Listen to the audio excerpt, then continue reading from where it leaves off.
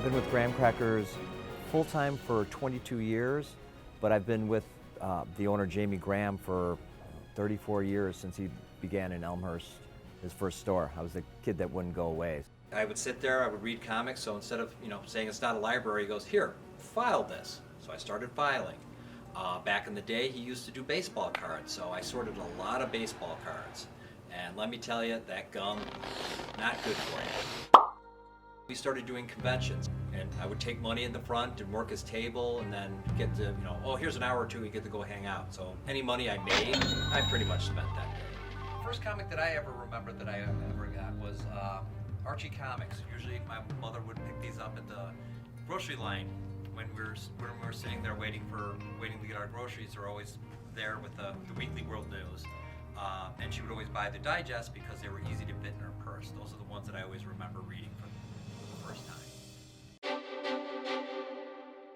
My comic collection is geared towards like Iron Man, Avengers, and Batman, and Superman. Those are my big four favorites. So we actually have in our back case back here one of his first appearances.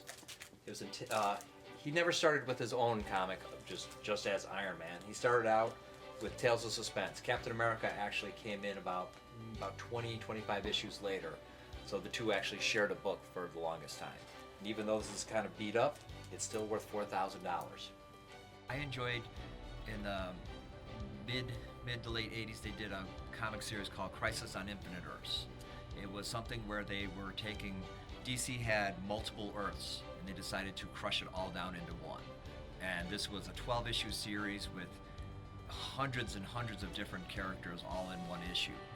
Every issue had something. There were big things happening. Flash died, Supergirl died. So it was something at the time was unheard of. I do actually have an English degree with a minor in Latin.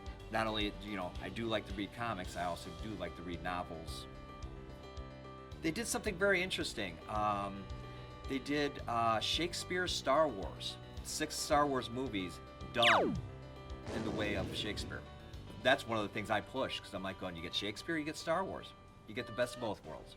Our biggest event is Free Comic Book Day. But here, it is really crazy, it's really full of people, and everyone thinks that even though it's crazy, it's gonna be a bad day for me. It's not.